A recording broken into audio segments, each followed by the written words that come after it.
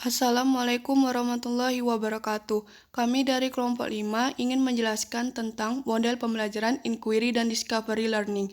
Kami dari kelompok 5 yang beranggotakan Roha, Wan Siti Fatimah, Ronaldi Butar-Butar, dan Muhammad Iqbal Makruh. Nah, materi pertama yaitu modal pembelajaran discovery.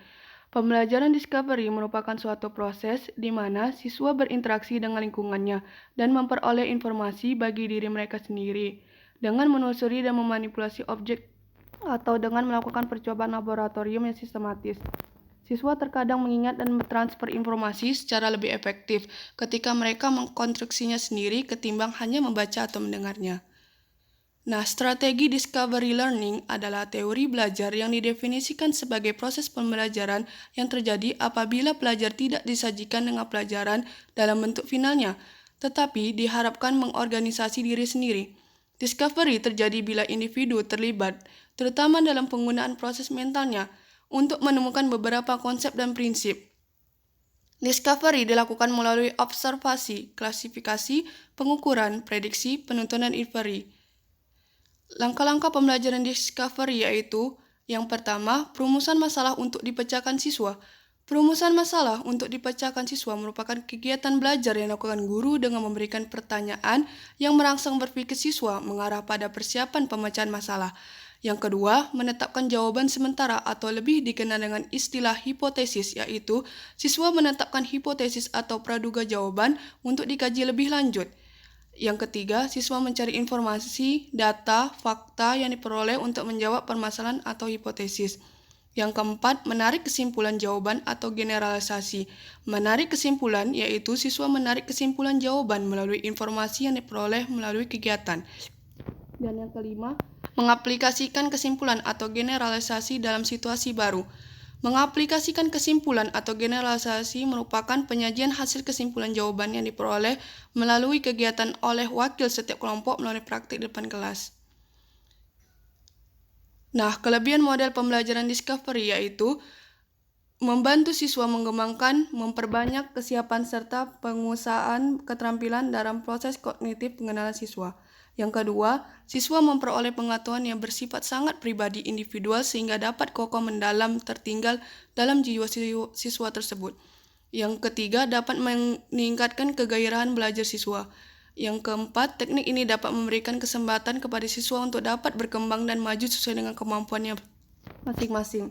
Yang kelima, mampu mengarahkan cara siswa belajar sehingga memiliki motivasi belajar yang sangat kuat dan giat.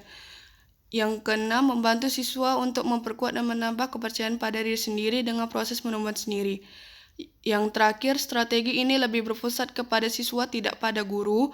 Guru sebagai teman dalam belajar saja, atau dengan kata lain, guru hanya terlibat sebagai fasilitator dalam pembelajaran membantu apabila diperlukan. Nah, kekurangan model pembelajaran discovery itu adalah yang pertama, pada siswa harus ada kesiapan dan kematangan mental untuk cara belajar ini. Siswa harus berani dan berkeinginan untuk mengetahui keadaan sekitar dengan baik. Yang kedua, bila kelas terlalu besar, penggunaan teknik ini akan kurang berhasil. Yang ketiga, bagi guru dan siswa yang sudah biasa dengan perencanaan dan pengajaran tradisional, mungkin akan sangat kecewa bila diganti dengan teknik penemuan. Yang keempat, dengan teknik ini, ada yang berpendapat bahwa proses mental ini terlalu mementingkan proses pengertian saja, kurang memperhatikan perkembangan pembentukan sikap dan keterampilan bagi siswa. Yang kelima, teknik ini mungkin tidak memberikan kesempatan untuk berpikir kreatif. Nah, yang kedua, model pembelajaran inquiry. Model pembelajaran ini menekankan kepada proses mencari dan menemukan. Materi tidak diberikan secara langsung. Peran siswa dalam model ini yakni guru akan berperan sebagai fasilitator dan pembimbing dalam proses pembelajaran. Rangkaian kegiatan pembelajaran akan menekankan pada proses berpikir kritis dan analitis untuk mencari dan menemukan sendiri jawaban dari masalah yang dipertanyakan. Langkah-langkah pembelajaran inquiry yaitu orientasi. Langkah orientasi adalah langkah untuk membina suasana atau iklim pembelajaran yang responsif. Pada langkah ini, guru mengkondisikan agar siswa siap melaksanakan proses pembelajaran. Guru merangsang dan mengajak siswa untuk berpikir memecahkan masalah. Langkah orientasi merupakan langkah yang sangat penting. Keberhasilan strategi ini sangat tergantung pada kemauan siswa untuk beraktivitas menggunakan kemampuannya dalam memecahkan masalah. Tanpa kemauan dan kemampuan itu, tak mungkin proses pembelajaran akan berjalan dengan lancar. Yang B, merumuskan masalah merupakan langkah membawa siswa pada suatu persoalan yang mengandung teka-teki.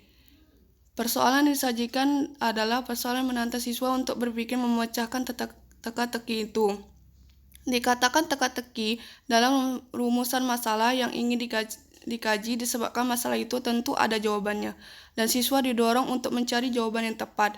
Proses mencari jawaban itulah yang sangat penting dalam strategi inquiry. Oleh sebab itu, melalui proses tersebut, siswa akan memperoleh pengalaman yang sangat berharga sebagai upaya mengembangkan mental melalui proses berpikir.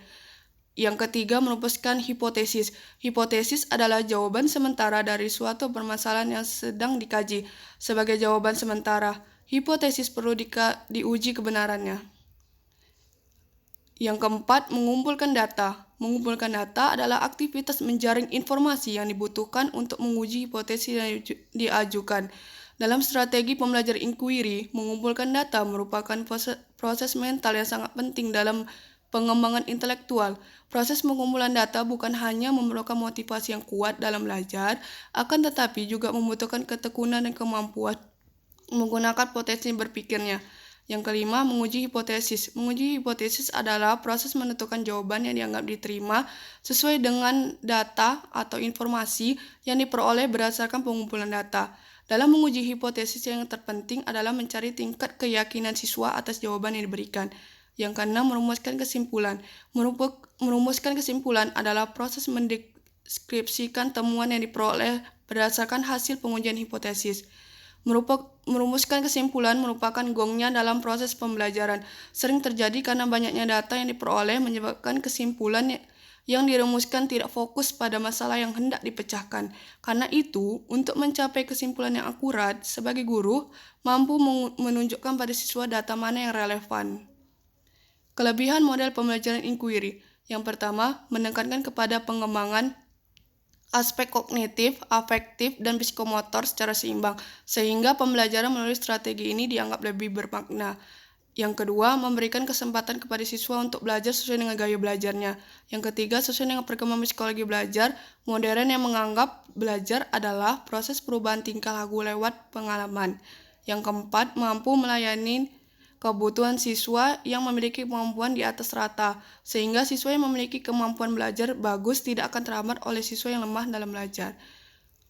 Kelemahannya, model pembelajaran inquiry sulit mengontrol kegiatan dan keberhasilan siswa.